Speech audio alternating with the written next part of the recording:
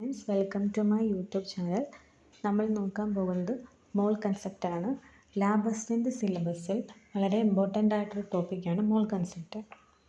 Video ഇഷ്ടമായാൽ ലൈക്കും സബ്സ്ക്രൈബും ചെയ്ത് സപ്പോർട്ട് ചെയ്യുക.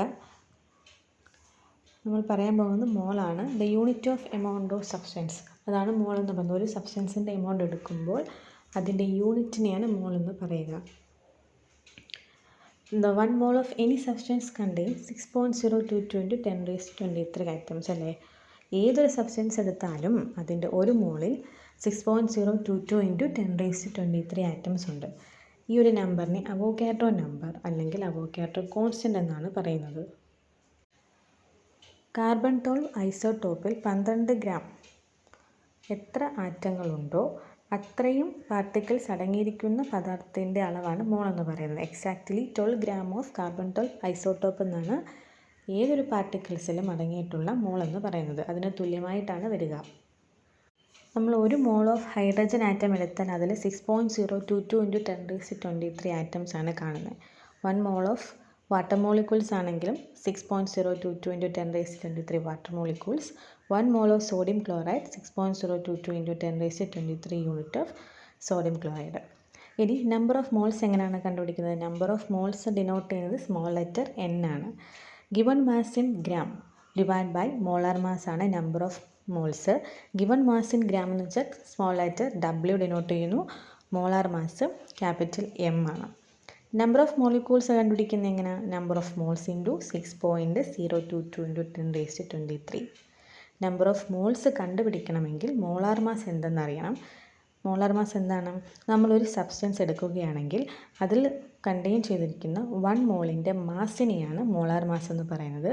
അത് ഗ്രാമിലാണ് പറയുന്നതെങ്കിൽ ഗ്രാം മോളിക്കുലാർ മാസ് എന്ന് പറയുന്നു. Molar mass in gram numerically molecular മാസുമായിട്ട് ഈക്വൽ ആണ്. അതാണ് molar mass in gram numerically equal to molecular mass. Molecular mass represent ചെയ്യുന്നത് സ്മോൾ ലെറ്റർ U ആണ്. ഇനി എന്താണ് മോളാർ വോളിയം? മോളാർ വോളിയം എന്ന് പറഞ്ഞാൽ നമ്മളൊരു സബ്സ്റ്റൻസ് എടുത്ത് അതിൻ്റെ ഒരു മോളിൻ്റെ വോളിയത്തെയാണ് മോളാർ വോളിയം എന്ന് വിളിക്കുന്നത്. അപ്പോൾ ഏതൊരു സബ്സ്റ്റൻസിൻ്റെയും ഒരു മോളിൻ്റെ വോളിയമാണ് മോളാർ വോളിയം.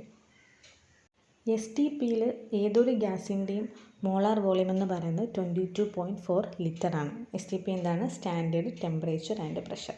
അപ്പോൾ സ്റ്റാൻഡേർഡ് ടെമ്പറേച്ചറും പ്രഷറിലും ഏതൊരു ഗ്യാസിൻ്റെയും മോളാർ വോളിയം 22.4 ആണ്.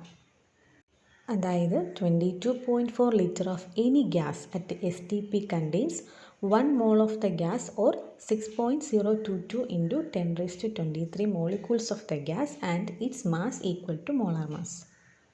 എക്സാമ്പിൾ പറഞ്ഞാൽ 22.4 litre of hydrogen gas 1 mole of H2 equal ആണ്. അതുപോലെ 6.022 into 10⁻23 മോളിക്യൂൾസ് ഓഫ് ഹൈഡ്രജനുമായിട്ടും ഈക്വൽ ആണ്. 2 ഗ്രാം ഓഫ് H2മായിട്ടും ഈക്വൽ ആണ്. 22.4 litre of hydrogen gas equal to 1 mole of H2 equal to 6.022 into 10⁻23 molecules equal to 2 gram of H2. Video എല്ലാവർക്കും ഇഷ്ടമായെന്ന് വിചാരിക്കുന്നു. Like ചെയ്യുക, സബ്സ്ക്രൈബ് ചെയ്യുക. ഡൗട്ട്സ് ഉണ്ടെങ്കിൽ കമൻറ്റ് ചെയ്യുക. Thank you.